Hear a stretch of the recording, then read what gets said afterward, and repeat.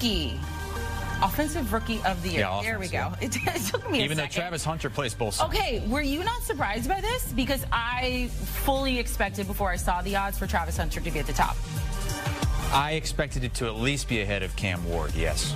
This is a little surprising. It is a little surprising, but there you go. Ashton Genty followed by Cam Ward and Travis Hunter. Speaking of Cam Ward, when it comes to the Titans, head coach Brian Callahan not making any promises that he will indeed be their starting quarterback, even though they did take him first overall. Will Levis most recently holding the title of starting quarterback there in Tennessee. But those hopes and expectations falling a little bit short. Cam Ward already showing off his leadership skills, reaching out to his new teammates via social media and text. Here's more from head coach Brian Callahan.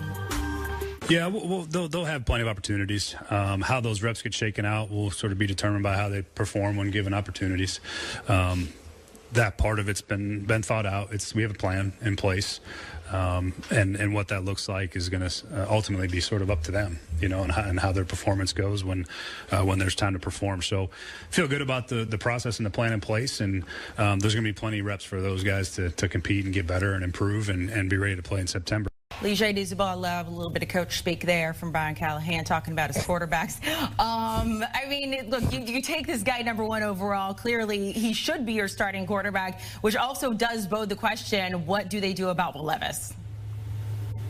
First and foremost, Amanda, Brian Callahan needs to stop capping. We know Cam Ward is going to be the starting quarterback for the Tennessee Titans. You take a guy #1 overall. When's the last time a #1 overall pick literally had to wait and play? It's been rare in most recent years. #2, you talked about Will Levis. If I'm the Tennessee Titans, I'm trading him. Let's not forget Brandon Allen is on the roster. He was with Brian Callahan when he was in Cincinnati, so he knows the system. If you're the Pittsburgh Steelers or the Los Angeles Rams, you should be calling the Tennessee Titans for Will Levis. Let's not forget he's only going into his 3rd year. He has all the intangibles. His issue is turning it over at unopportune times. So if you're the Pittsburgh Steelers, right now, you're in Aaron Rodgers' world. You don't know if he's going to show up, when he's going to show up, if he ever shows up. I would call the Tennessee Titans to see about Will Levis. I still say we need TMZ on Aaron Rodgers, stalking him to force him to make a decision. As Chris mentioned, former Jet Jayden, the Jets dropping a new Justin Fields workout video. I love it because the guy catching the ball is former college teammate Garrett Wilson. So they posted this on social media. I went to their Instagram, Lige. Some of the comments are excited. Most of them are like, love it, prove it to me. I have heard this before from the New York Jets. That's the video? This is it? This is the workout video that our producer was very excited about. I was expecting a lot more than this. Does this video excite you, Lige? How are you feeling about your Jets right now with Justin Fields and some of the moves they made in the draft? I get some of the fans' angst, Amanda, because it's been 14 years. If I'm not mistaken, the Jets have the longest tenure of not going to the playoffs in the 4 major American sports. So I get them saying, prove it on the field. And the funny thing is, their head coach, that's kind of his mantra. He wants it quiet. Like for the longest, the last 2 years, everybody's been talking about the Jets. This is the first time in 2 years nobody is talking about the Jets. And I love it as a former Jet, right? You want to be able to put your head down and work and let your work on the field do everything for you, all the talking for you. So this is the first time in 2 years nobody's talking about the Jets, and this is exactly where the Jets should be. They're trying to build the right culture because they had issues last year in regards to guys maybe not playing with effort and tackling woes. So, like, I love the, workout video, but it's all about putting your head down and working and proving it on the field. What do you mean no one's talking about the Jets? We're talking about They're the really Jets. not. I mean, I can Google the Jets right now and come up with like 12,000 articles on them. Well, man, you got to think about it. We were dealing with Aaron the last 2 years. Has it not been relatively quiet compared to what it was the last 2 years? I'll give you that much. Think what you want. I appreciate it, Lige. Justin Fields' former team, the Steelers, have, they've got some quarterbacks, but they don't have a bona fide quarterback because they're still waiting on Aaron. Call the Titans, apparently. To make his decision. As of now, the quarterback room consists of Skylar Thompson, Mason Rudolph, and 6th-round pick Will Howard. But no quarterback room is as wild as Cleveland's. They've added Shedeur Sanders. They brought back Joe Flacco. Also drafted Dylan Gabriel. They traded for Kenny Pickett. And Deshaun Watson is still on the roster. He's just recovering from yet another injury. We have been going division by division, grading every team's off-season moves. We hit the AFC North today, and Tyler Sullivan is going to be handing out the grades. We are going to start with the ever-interesting Cleveland Browns, who I think get an A+ for interest. I mean, I want to hear about them. I want to see them on Hard Knocks and all that stuff, but what do they get for what they've done on the field, Tyler? Yeah, I give him a C+, and it's like a bad version of the Brady Bunch in that quarterback room, right? You're talking about the old head and Joe Flacco. You have Kenny Pickett, who is just kind of weirdly sitting around. And then when they brought in Dylan Gabriel at the NFL draft, you're like, okay, here it comes. They're completely out on Shedeur Sanders.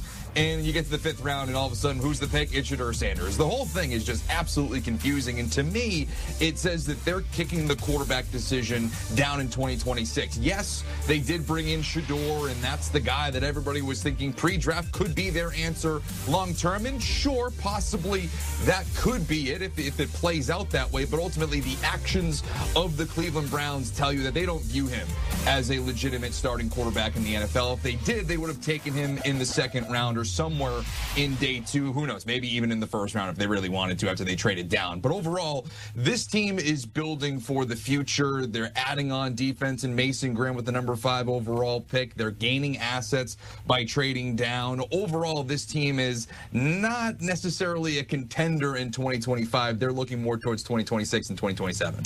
The next team always feels like they're a contender. They never have a losing season. They're always in the mix. They always seem to overperform. It's the Pittsburgh Steelers. The question is, how can you even assess a grade at this point when the Aaron Rodgers question is still out there?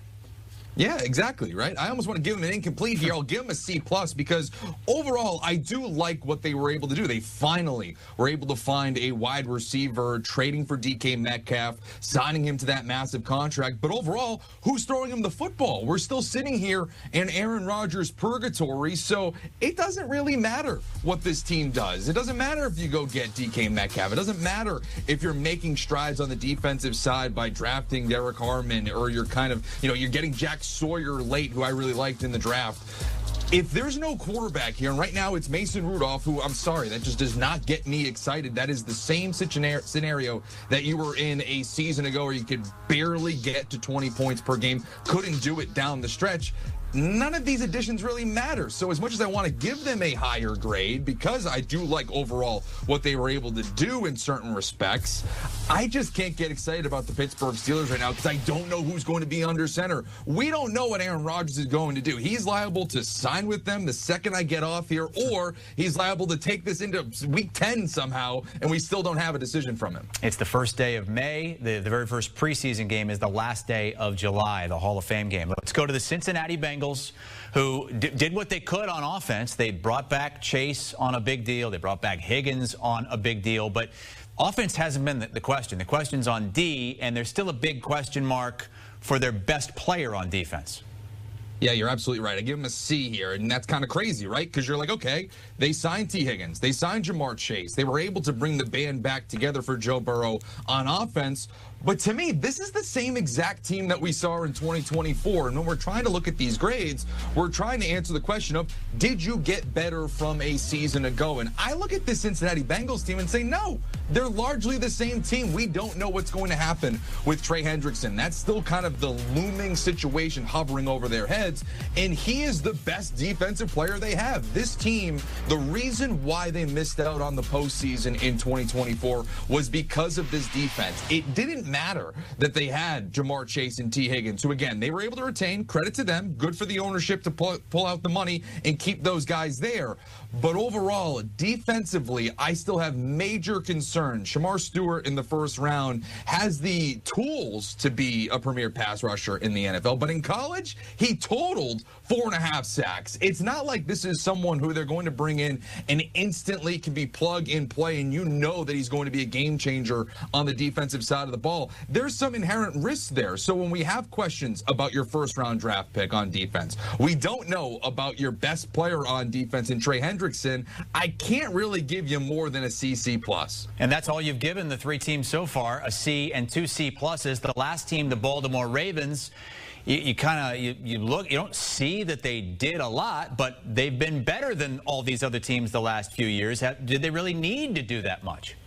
Right, and that's where we kind of grade on a curve a little bit, right? Where if you have drastic needs and you don't fill them, well, it's an ultimate failure. If you're a team like the Baltimore Ravens who are in their Super Bowl window, you don't really have to do too much. So I give them a B here because, again, you're kind of just picking on the outside corners of the roster. You bring in DeAndre Hopkins, who I do like. I have my concerns about him. Again, he's going to be 33 years old. He's dealt with some injuries over the last couple of years. Wasn't that impactful with Patrick Mahomes. So you ask the question, okay, if you're not good with Patrick Mahomes, what quarterback could you be good with? And obviously Lamar Jackson in his own right is one of the best quarterbacks in the league, so we'll see how that translates. But overall, I do like the addition of Malachi Starks. I like that they deployed the fifth-year option on Kyle Hamilton. Those two will really help that secondary that drastically needs it. We talk a lot about Cincinnati and their issues on the defensive side of the ball. Baltimore had just as many issues, at least at the beginning of the season, in the secondary. So if you're telling me that they've improved their secondary with Malachi Starks and obviously Kyle Hamilton being who he is, one of the best safeties in the NFL, this team should once again be contending in the AFC. AFC North report card looks like mine from high school. C+ in algebra, C+ in science. I like it, though. Too many people are like, oh, let's give him a B. You know, like, let's just give him a B. No, Tyler Sullivan is... Hello, xin chào tất cả mọi người. Chào mừng mọi người đã đến với kênh YouTube của mình. Ngày hôm nay mình sẽ hướng dẫn các bạn cách tô màu những sản phẩm như hoa quả này, con vật, đồ vật, vân vân. Và bây giờ mình sẽ chọn những bút màu để tô các bạn nhé. Các bạn hãy nhớ lắng xem video của mình đến hết. Mình cảm ơn. Và bây giờ mình sẽ hướng dẫn các bạn tô màu nào.